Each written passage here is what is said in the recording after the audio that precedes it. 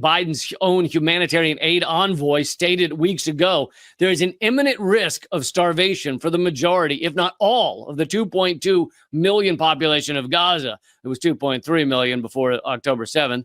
This is not a point in debate. It is an established fact, which the United States, its experts, and others have assessed and believed to be real. Yeah, the entire population is at risk of starvation. And that, of course, is what Israel wants and intends. Sometimes it's tough to update these numbers. You hear so many bombs have been dropped, and you can't always keep them updated because it's just so many bombs being dropped endlessly. It's so many dying endlessly that how do you keep them updated? Well, here's some new numbers on how many bombs Israel has dropped. They've dropped almost 75,000 bombs and shells on Gaza in 200 days. So this is 20 days ago, 20 times more than the U.S. aimed at Iraq in 6 years of war.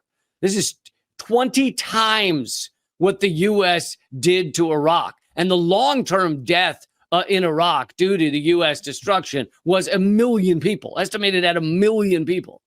And so you can just see what the long-term death, or imagine what the long-term death in Gaza will be, even if Israel stopped bombing today, which they're not going to. 75,000 bombs, 20 times what the U.S. aimed at Iraq in 6 years of war. The world's 200 bloodiest days since the Rwandan genocide. It's not war, it's genocide, is what this post says. And of course, I've been saying that since day 1 or 2, that this is genocide. Genocide, ethnic cleansing, apartheid, similar yet different terms. Like, for instance, apartheid. You've got Human Rights Watch, you've got Amnesty International, you've got B'Tselem, which is an Israeli nonprofit that looks into these things, that have called it an apartheid system. So it's not like anti-Semitism, blood libel, hatred to observe a political situation that also went on in South Africa. Was that anti-Semitism too, to notice that? And what if the Boers, who did have and invent concentration camps? So if you want to look at who invented the open air prison, look no further than Cecil Rhodes, South Africa, because in the late 1800s, the British built concentration camps for the Dutch Boer families, the women and children. It's in a movie that's recently out there. So it's not The King's Men, it's The King's Man. It was the sequel to it. And the movie starts out at the Cecil Rhodes Boer concentration camps. So for Israel to have open air prison like that, it's not such a surprise, because the founders of Israel were big fans of Cecil Rhodes and his apartheid regime down there. Now, the ethnic cleansing, that has to do with driving people out of their land and then making sure that they don't return to it. And then there's some third specificity, which you can also give a green checkbox to. So we have apartheid and ethnic cleansing, which are bad enough. Now, claims of genocide are tricky. They just invented the term after World War II. There's ambiguous things about it that kind of lets it go on and lets people be accused but not be held accountable. So, like, genocide is like a higher crime, and it goes beyond war crimes and crimes against humanity, right? So that specific thing is kind of tricky to really nail down. But if you look at the main tenets of genocide, that is also one of the points on the agenda since 10/7, especially. And they long-term have been doing it as fast as the world will allow them to do it. Now, we're going to look at a clip later tonight. 1975 United Nations resolution on whether or not Zionism is racism. And I want you to understand from both sides. So we're going to hear clips from both sides of the argument, and you're going to get to see the vote. And you're going to be really surprised that this vote went on in 1975, and yet you can't talk about it today because it might be illegal to actually talk about what Daniel Moynihan and these other cats were arguing about at the UN. But we're going to get into it because that's what we do. Also, I'm sure, as I watch this, I think, is there too much of this topic? So I rewind. What did we do during the pandemic? We covered that shit the whole time it went on. And what do we have as a result? We have an impeccable, condensed library of all the evidence as it came out. And it's one of the best historical profiles on that point in human history. And I would stand by that in any episode I've ever produced in the past 20 years as something that's evergreen, and you can go back and reference it and you're going to learn some strong things about history. Same thing about the episodes between October and now, which is probably more than 30 episodes of 7 hours each. And I'm not repeating evidence each time. We didn't talk about the West Bank before tonight, but a lot of people tonight just realized, wait, they took over this area, they militarized it, and then they set up their settlements all through there so that the people who live there can never have rest, can never have continuous, because there's a lot of walls over there. It's not like the Gaza wall that's just one wall. They have hundreds of walls over there protecting the settlements, and also they take the high ground and make the Palestinians live in it's awful. It's like a panopticon. It's like a future of what they want to do to everybody. In fact, it's not welcome to planet Gaza, it's welcome to planet West Bank, because that's like actual and factual what they're trying to do with the rest of the planet. They're trying to colonize and make it into something that doesn't represent freedom. Scott, some of that was new to you. Some of that you might have gleaned prior to seeing those clips. What were some themes that struck you? Well, I mean, I just have to first of all just, really just echo what you just mentioned there. Like this show, I would say above and beyond any other show out there. I mean, there's other shows like shout out to Ryan at T Lab. Like he's just relentless on this topic. You know what I mean? Like, and I would acquiesce to that. I do have colleagues that walk the walk as well. Yeah. Well, I mean, he's in there in the trenches every day, like talking about like, the current state of things, but there's no other show. And then like Alex Jones and, all these other shows that we look at and pull clips from, they're talking about the current event side of it, but there is no show in existence that goes deep into the historical context that shows primary sources. Like you are literally pulling from like primary sources, not secondary sources, which is like a very rare thing. And giving such incredible context to this stuff that I personally learned so much over the last like 7 months around the topic of Israel. But then obviously like going back to COVID, like your guys' show, this show was, one of my primary sources of information as well. You know what I mean? So like there's no other show out there that pulls the threads and goes deeper into areas that I never even could have possibly conceived of. And so like the value of this show is just tremendous.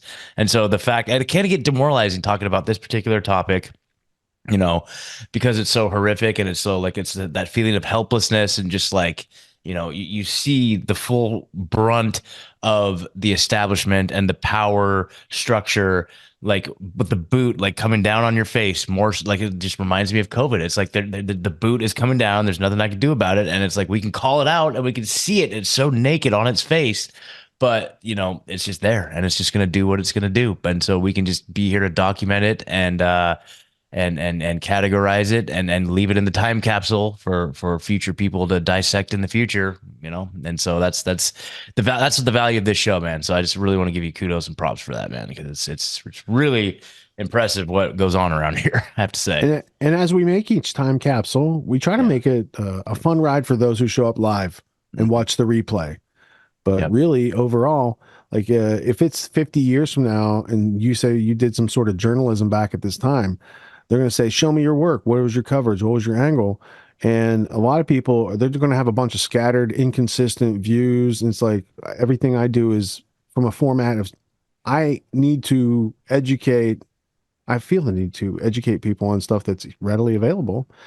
And the way we can do that is to make it fun and entertaining and to juxtapose it to the things going on. So there's meaning and context and substance, and you can actually have a chance to understand it, as opposed to like some podcasts would just like, we're going to talk about this book today and not connect it back to reality. And then that's nice to know about, but I don't see how it applies to my daily life. In your daily life, what you learn on this show allows you to have intellectual self-defense so that people with these ill arguments promoting the genocide, they don't get to do so in your presence anymore.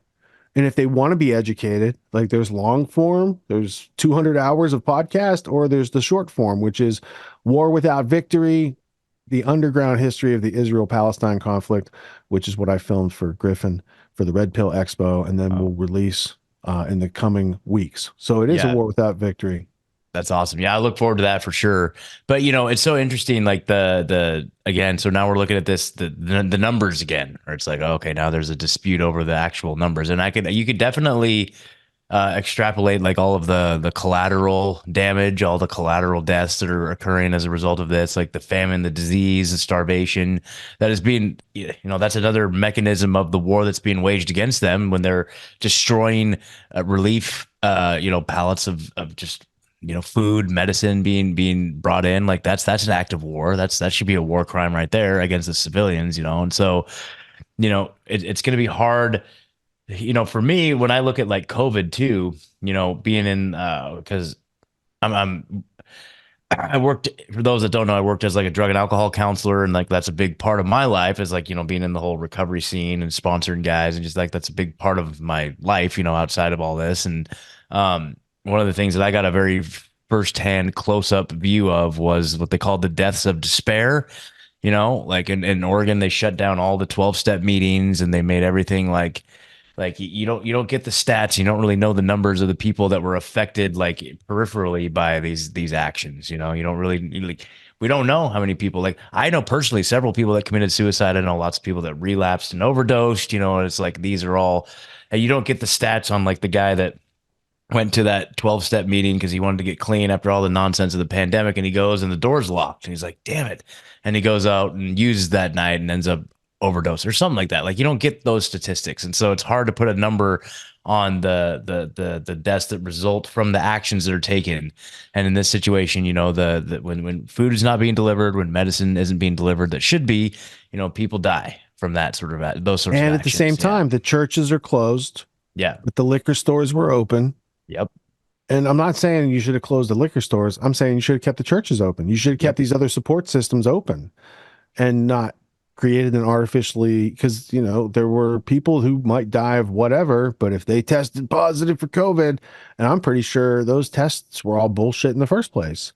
So if they wanted a bunch of people to test positive, they can make a bunch of people test positive. They just run it a few more cycles and all of a sudden it's positive. And we knew that real time when it was going on, but we couldn't scream from the top of the Empire building loud enough for people to hear. Yep, exactly. And also the only other thing I was going to mention is just like the notion of the dehumanization of, or and also the justification of, they're talking about how these kids that were kids in 2014 are now the adults that are causing the atrocities now to further justify, murdering kids. Like they have that in their mind, this is a legitimate excuse to murder children because they're going to be the ones that will then be the terrorists of the future. But it's almost like, it's the gift that keeps on giving, right? This whole notion of and I would say like that's part of the Americas. That's part of our plan. It's like you go in and you decimate these countries, and then obviously the next generation is going to hate America, and they'll come up and be the next generation of terror, and the thing just keeps going and repeating over and over and over. But so it's more business. If you're in the business of war, you can get that done. And you could, like, because there's an idea, like there's some countries that might be hostile to you. So do you wait for them to attack you, or do you like have one of your allies attack you and you say, oh, I'm hit, and then blame it on them? Like the anthrax letters pointed back to Muslims. I don't think they came from Muslims. Who has an interest to send anthrax letters to our politicians? Death to Israel. Allah is great. Oh, Israel's mentioned in these things? That's interesting. And does Israel have AIM strain of anthrax? I don't know that they do, but they probably do. I know Porton Down does, and they work a lot with Israel. So there's two allies involved with threatening our politicians, because blackmail might not have been enough. So they throw the fear of anthrax into them. And then they put the White House on Cipro before it even happened. And that guy, Jerome Howard, he's all involved with 9/11 and all sorts. So there's those strings. Yeah, once you start pulling, you got to keep unraveling and see where it originates. What makes the Grand Theft World podcast unique, invigorating, exciting, and informative? Most other podcasts out there are either doing straight up interviews or they're just covering the daily news. They're covering current events from the day they happened. And that is effective. It's useful. It's a great starting point. And then sometimes these current events change during the week past the first story. So we like to give it a little time. You have to wait till some of the dust settles on these stories in order to give them accurate coverage. And the other thing that's really missing in the media landscape is covering the articles that are coming out every day. That's great. That's necessary. But who's bringing in contextual history so that you can understand what has been going on for decades and decades to lead up to the machinations and actions that we see unfolding today? So what we do here on the podcast is we cover current events. Many of these things are censored, but we wait about a week. As a forensic historian, I focused mainly through my career on the history of globalism and collectivism and things that they call maybe the New World Order. There's a lot of facts to these sort of circumstances, groups, events, activities, working groups that they've had over time. So for Grand Theft World listeners, we not only break down the current events, most of which that are censored during the week, we provide you with contextual history, we give you the source notes, the references, we do deep dives, and this really empowers you with an understanding of context and history so that you can make more informed decisions in your life. There's also a community, a membership where you guys can actually ask questions and we can get into the show and we can share evidence. And there's a town hall weekly for Grand Theft World for those who listen to it and are interested in covering the stories that we don't get to during a 6-hour show. Listening to it an hour a day, you could easily consume the week's news, but you're going to have substance and meaning and context and understanding. And with that, you can make higher quality decisions in your life. So if you're interested in more quality in your life, go to grandtheftworld.com, click podcast at the top, and we'll see you there. Thank you. These allegations are false. This isn't Grand Theft Auto, folks. This isn't a video game. What are the most surprising things that you discovered once you started pulling on that thread? Who he was connected to, what institutions he was influential over, what events he participated in? Come on, man.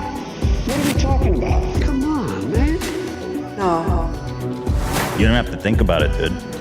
I got this quote because you said you didn't know much about Klaus Schwab. I made it my job to, as soon as this happened, I'm like, okay, this guy's their front man. Let me learn about the official history of the World Economic Forum. I got their 40-year history. I got every book that Klaus Schwab has written or ghostwritten. I went through those books. This is one of the most interesting passages. Come on, man. Come